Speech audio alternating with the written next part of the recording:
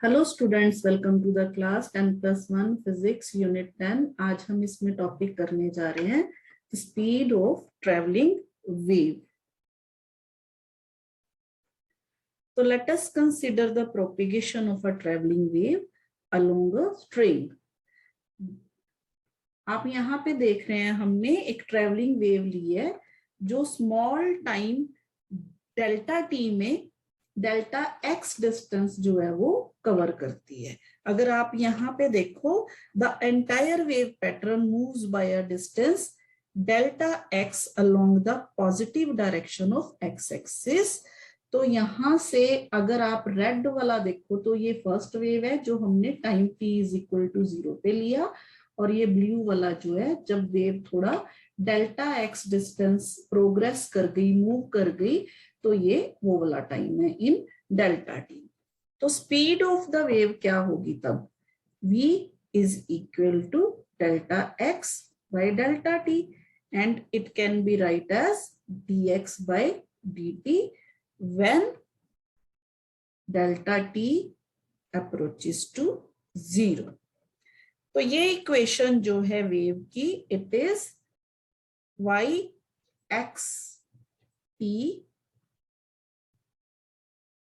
y x t is equal to r sin omega t minus k x. Progressive wave में हमने ये equation की थी, coordinates x and t लिए हमने, तो displacement y can be written as r sin omega t minus k x.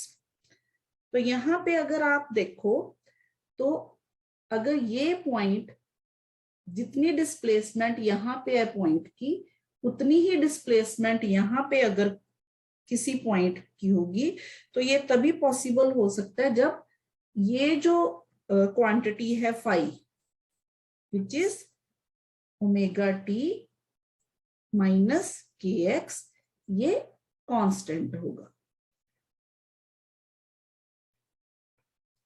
अगर ये कांस्टेंट होगा तो वेव जैसे प्रोग्रेस कर रही है जिस फॉर्म में, इसी फॉर्म में डेल्टा टी टाइम के बाद सेम इसी तरह से वेव जो है वो प्रोग्रेस करेगी।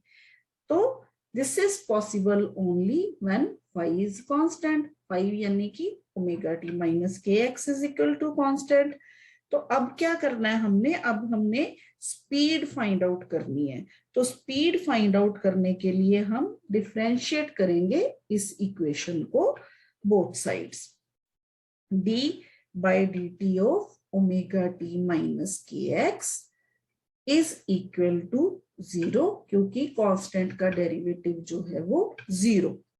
तो यहां से हमारे पास इक्वेशन बन गई omega minus k d x by d t is equal to 0, और omega is equal to k d x by d t. Omega by k is equal to d x by d T.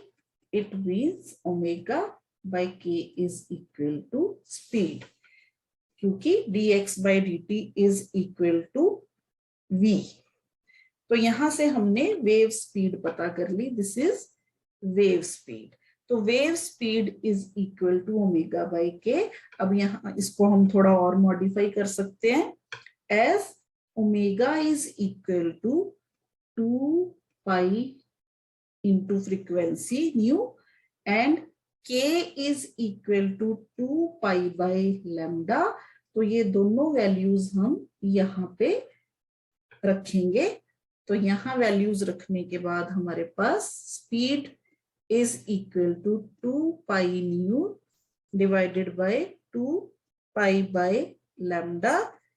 It will become nu into lambda. तो v is equal to nu into lambda. Hence, speed of progressive wave is the product of the frequency of the wave and wavelength of the wave. So it is general relation which is valid for all progressive wave. Valid for all progressive waves.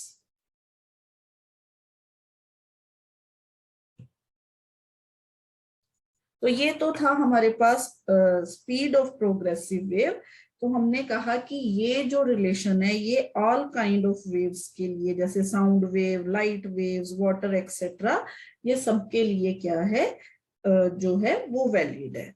यहाँ पे frequency जो है new of a wave, it is determined only by the source of waves, और जो speed है v, it is determined by the medium through which the wave passes. इसी तरह से वेवलेंथ अगर हम यहां से लिखें तो wavelength is equal to v divided by new.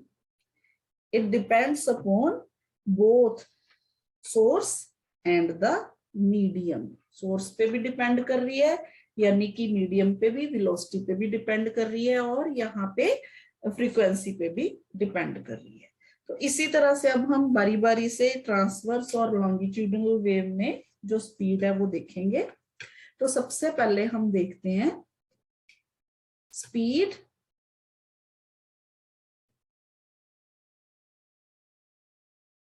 Of transverse wave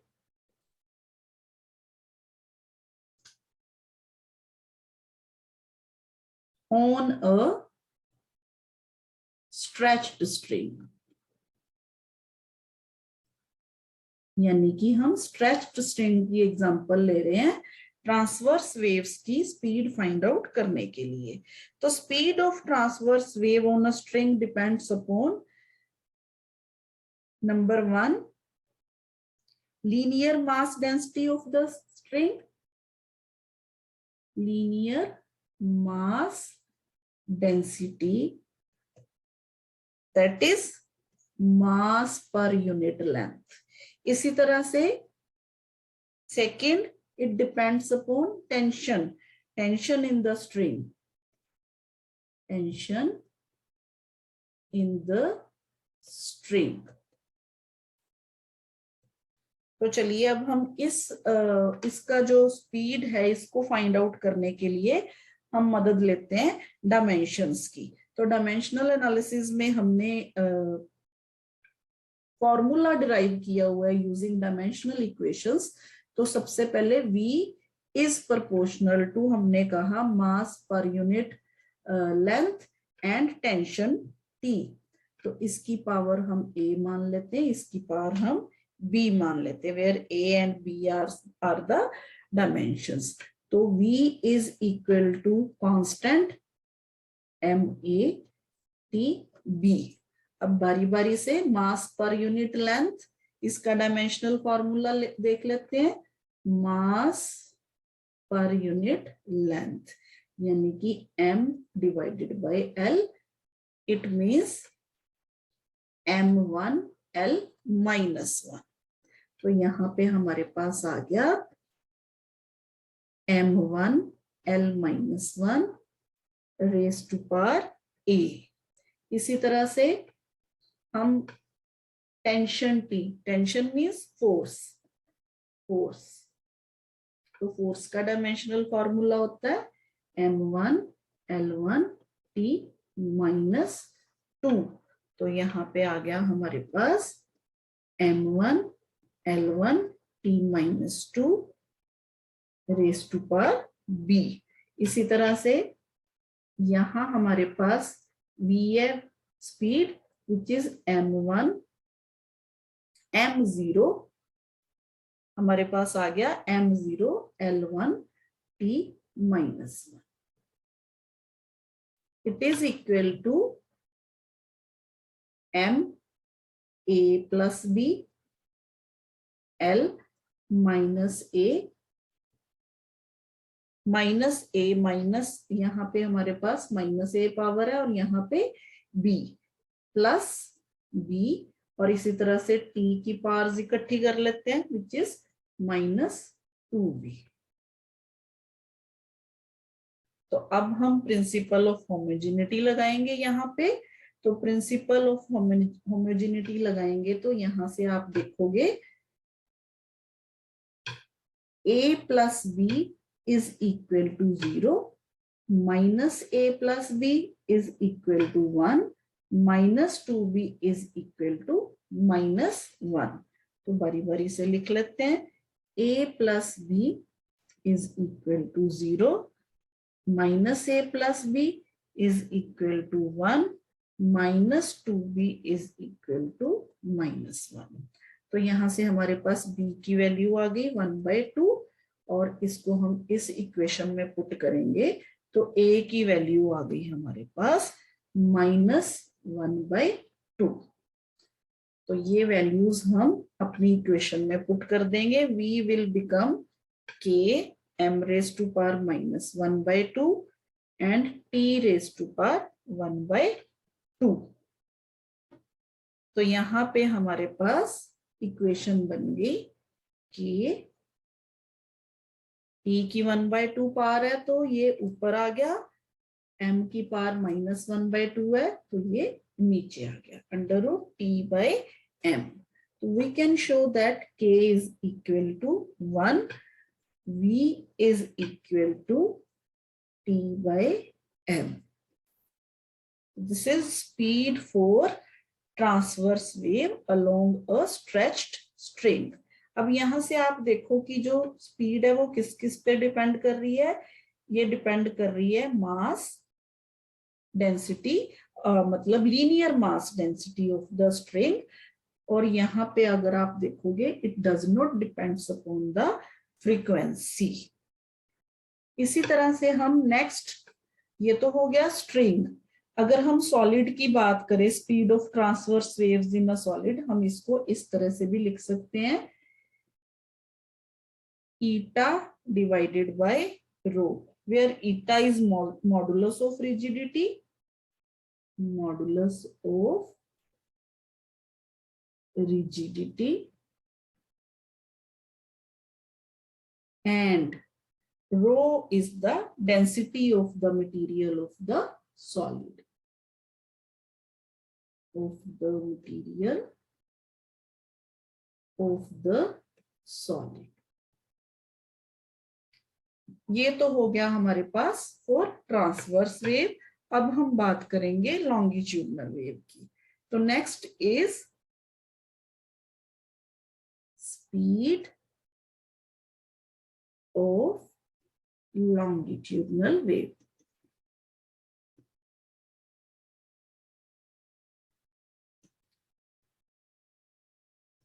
तो अब हमें पता है लॉन्गिट्यूडनल वेव्स हैं। मैंने आपको बताया था कि ट्रांसवर्स वेव जो होती है उसमें पार्टिकल्स जो होते हैं वो इस तरह से वाइब्रेट करते हैं, लेकिन जो लॉन्गिट्यूडनल वेव है उसमें जो पार्टिकल है वो इस तरह से वाइब्रेट करते हैं।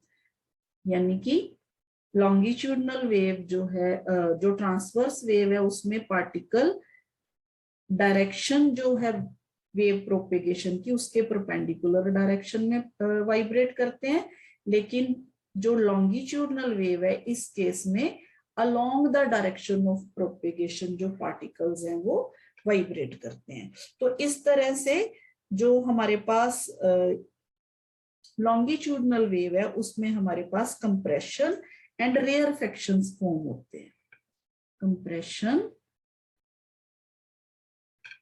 And रेयरफेक्शंस।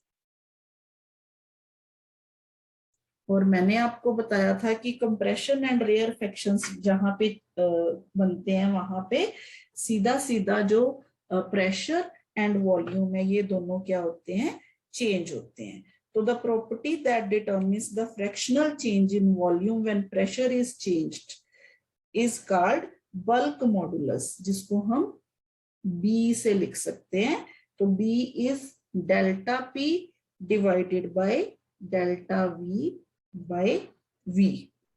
Now we can use method of dimensions to derive an expression for the speed V of the longitudinal wave।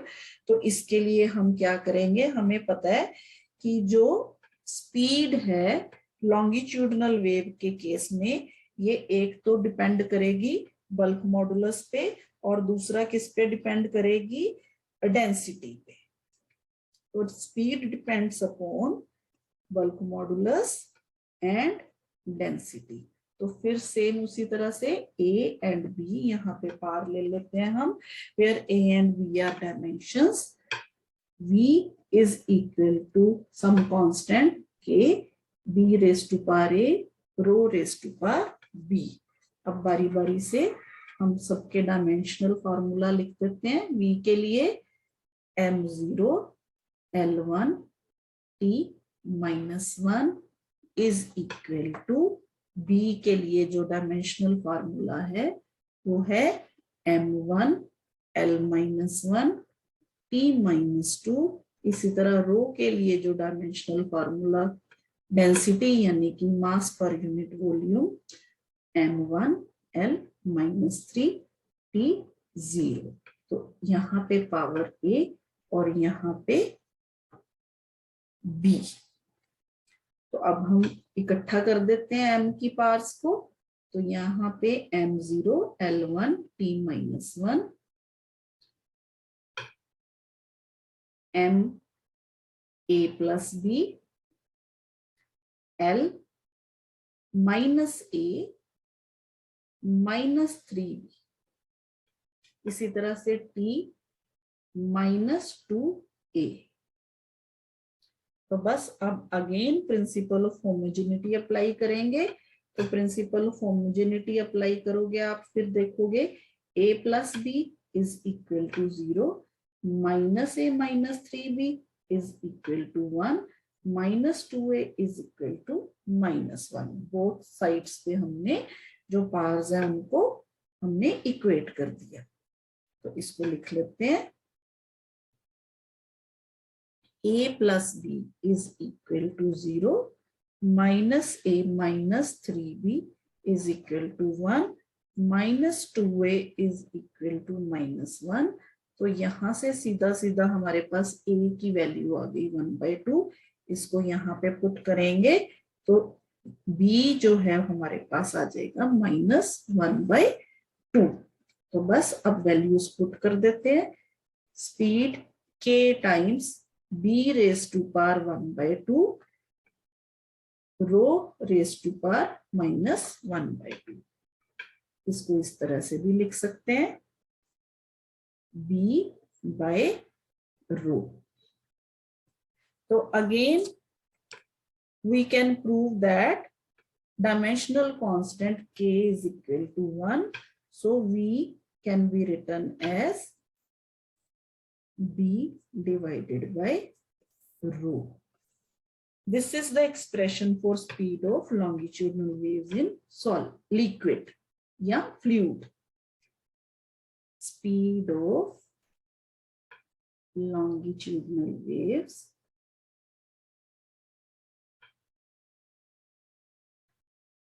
in a fluid which is given by v is equal to b divided by rho।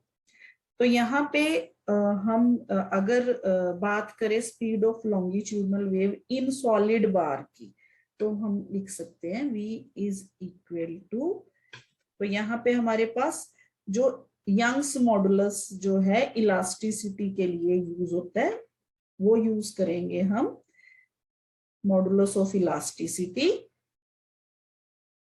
y, v is equal to y divided by rho। क्योंकि अगर हम मान लीजिए कोई solid लेते हैं तो solid के लिए Young's modulus of elasticity use होता है। दिस इज बिकॉज अगर हम मान लीजिए यहाँ पे एक बार ले रहे हैं तो इसमें क्या होता है, sideway expansion of the bar is negligible and only longitudinal जो स्ट्रेन है वो कंसिडर होती है, यानी कि टूवर्ड्स द एंड्स जो है स्ट्रेन वो हम कंसिडर करते हैं। जो इस तरह से जो डायमेंशंस चेंज होते हैं वो यूज नहीं होते, वो हम नेग्लिजिबल मान के चलते हैं। तो स्पीड ऑफ लॉन्गिट्यूडनल वेव इन अगर हम सॉलिड बार की बात करें तो it is given by v is equal to y divided by rho, where y is Young's modulus of elasticity। तो ये तो थी speed for both cases, transverse waves and longitudinal waves. तो आज के लिए इतना ही। Thank you.